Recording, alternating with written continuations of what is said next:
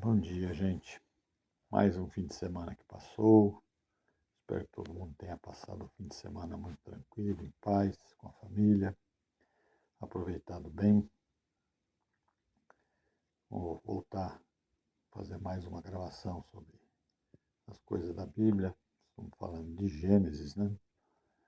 E a gente tem que prestar bastante atenção, porque a Bíblia ela não é alguma coisa retilínea, que vai contando assim, que nem um livro, que vai contando um romance, que vai contando um conto, e vai, e vai, e vai, e vai, e vai, e vai, vai, vai, vai, vai, do começo até o final.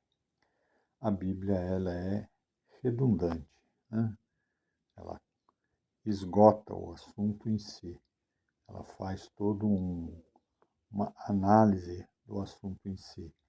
É difícil, eu sei que é meio complicado de entender, mas a Bíblia faz um contorno em torno de tudo, né? Então, são diversas facetas da mesma situação analisadas de uma forma um pouco diferente, mas de uma forma que os povos, que naquele tempo eram pouco informados, tinham pouca ciência, pouca coisa, tivessem simplicidade, a facilidade de entender o que acontece, né? Então, nós chegamos no ponto em que agora nós saímos de Noé,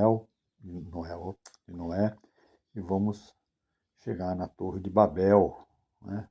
Onde todo mundo fala assim, não, aquilo lá foi para dividir as línguas, explicar as diversas línguas. Na verdade, eu acho que foi muito mais do que só explicar as diversas línguas, né? Porque, na verdade, as pessoas acham que a Torre de Babel se refere a um monumento, né? E eu acho que a Torre de Babel se refere muito mais à nossa terra, né? Que é também um monumento, mas é um monumento muito maior do que um prédio em construção, porque diz a história que os humanos se uniram e estavam construindo um monumento, um prédio para chegar até a Deus. Você consegue imaginar você construir um monumento para chegar até a Deus? Se nós chegamos à conclusão que Deus não é matéria, Deus é espírito, então você não vai chegar a Deus nunca. Não adianta, você pode construir a altura que você quiser, que não é na matéria que você vai chegar a Deus.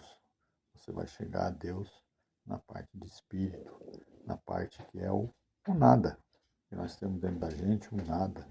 Então é nessa parte que a gente chega a Deus. E nós não precisamos construir nenhum monumento para chegarmos a Deus. Porque se o nada está dentro de nós, Deus está dentro de nós, basta a gente buscar Deus dentro de nós. Então, a Torre de Babel, muito mais do que confundir a linguagem dos homens, eu acho que muito mais ela se refere ao momento, ao instante, a quando todo eclode ao mesmo tempo, porque o mundo evolui ao mesmo tempo. Nós sabemos que cientificamente o ser humano pode ter chegado com diferença de décadas, de século, mas chegaram praticamente todos ao mesmo ponto de evolução.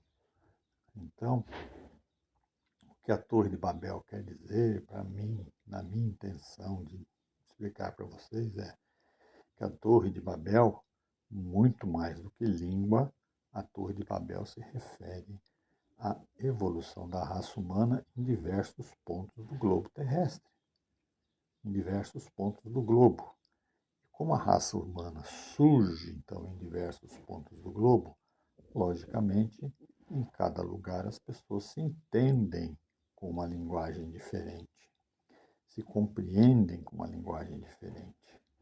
Mesmo os povos da Mesopotâmia, porque eles surgem e cada eles não surgem vizinhos, um colado no outro.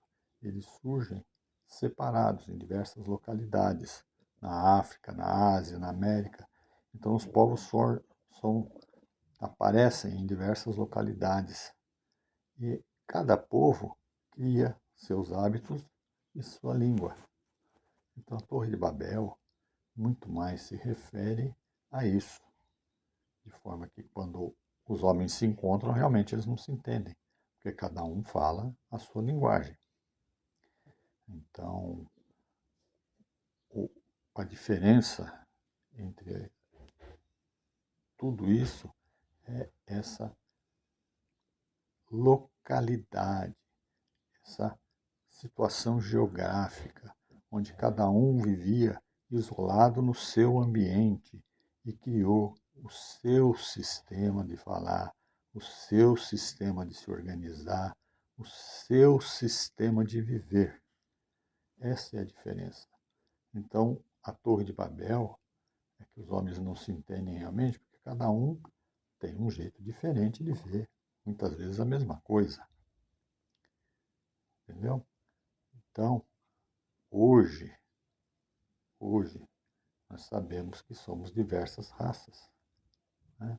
Algumas mais destrutivas, outras menos destrutivas, mas nós sabemos de uma coisa: a nossa raça branquinha, assim, essa raça que é terrível. Essa raça é extremamente destrutiva, extremamente má para o planeta. Porque essa raça branca, essa civilização ocidental branca, que avançou na tecnologia e passou os demais, essa civilização, ela concorre para a destruição, ela trabalha para a destruição, ela trabalha para o fim, ela trabalha para que a gente deixe de ser. Enquanto outras raças, outros povos, eles conseguiram se coordenar melhor com a vida e se adaptar ao seu ambiente e conseguiam sobreviver, crescer sem devastar o seu ambiente. Já o homem ocidental branco, esse não se satisfazia com a Europa, não se satisfazia em atacar a África, em fazer não sei o quê, ele passou a atacar o mundo inteiro. Então essa raça branca, que eu sou representante também, é uma raça muito triste. É uma raça terrível, muito terrível. Não tem nada de superioridade sobre os outros, porque aquelas raças que se adaptaram ao seu meio ambiente e lá viviam muito bem, muito tranquilamente, muito sustentavelmente, essas raças foram prejudicadas. Hoje são consideradas os povos tradicionais dos mais diversos países. E esses povos tradicionais dos diversos países, eles simplesmente foram dizimados, perderam o direito àquilo que eles tinham. A terra era deles, a casa era deles, e eles perderam o direito ao que eles tinham. Então a nossa raça branca, de posse desse conhecimento que Deus permitiu, a nossa raça saiu e está destruindo os diferentes que surgiram em função da Torre de Babel. É uma pena, mas a Torre de Babel, basicamente, eu acredito que seja isso. Seja a localização geográfica onde os povos nasceram e, com isso, esses povos criaram costumes e línguas diferentes. Então, realmente, não podem se entender por causa de costumes e linguagens diferentes. Então, hoje é curtinho, é rápido, porque nós já discutimos desde o Big Bang até quando chegamos em Noé, em que Noé tinha um macho e uma fêmea de cada na sua arca. Realmente era difícil. Uma arca em cima do Monte Ararat, ele tem um macho e uma fêmea de cada ser que existe na Terra. Na verdade, a Terra era a Arca de Noé. E Noé, provavelmente, Deus se refere a si mesmo como sendo o dirigente da Arca de Noé. Então, isso foi dito aos povos para facilitar entendimento de coisas. Por enquanto, gente, vamos parar hoje, curtinho hoje, rapidinho hoje, porque é uma redundância, então a redundância já não precisa ir tão a fundo, tão analisado, é uma redundância da Bíblia, é só confirmando o que já está confirmado, é só afirmando o que já está afirmado. Então, a Bíblia se autoconfirma, ela se auto-verifica, é como um sistema de backup do computador, que guarda todas as memórias e depois, de repente, pode fazer a verificação de tudo para ver se não existe nada fora do parâmetro e pode otimizar o arquivo e coisa assim. Então, a Bíblia faz isso, né? Então, gente, para terminar, mais uma vez, eu chamo a atenção para vocês que existe uma diferença entre a obra de Deus e a religião. Existe uma interpretação religiosa dos fatos, que é uma interpretação que vem de encontro à necessidade de poder e riqueza das classes mais abastadas. Então, essas classes, com o uso da religião, se aproveitam da simplicidade daqueles que são mais humildes e impõem a eles um jugo que Jesus disse que seria suave e deixa de ser suave. E impõe a eles carregar um peso que Jesus disse que não seria um fardo pesado, mas que para esses pequeninos se torna um fardo muito pesado por causa do medo que é colocado nas pessoas. Então, gente, muito cuidado com religião, que religião é uma coisa, ela utiliza os nomes de Deus, de Jeová, de Alá, de Jesus, de Maomé, de seja quem for, a religião utiliza esses nomes e aproveita para tirar do povo a liberdade, para tirar do povo o poder das coisas e tomar do povo aquele pouco que eles têm para exigir do povo. Então, é uma coisa muito difícil. Existe ainda uma confusão muito grande. As pessoas confundem a religião com coisas de Deus. As pessoas misturam isso, sabe? Isso é uma coisa muito difícil de separar. Ainda é muito difícil de separar. Mas aos poucos, provavelmente, as pessoas vão aprender a separar o que é religião, que é secular, que refere-se a poder e a dinheiro, da obra de Deus, que é espiritual e refere-se à salvação. A salvação, a gente fala salvação, mas a salvação também não é, vamos dizer assim, salvação. É sim uma ascensão ao nosso estado de direito.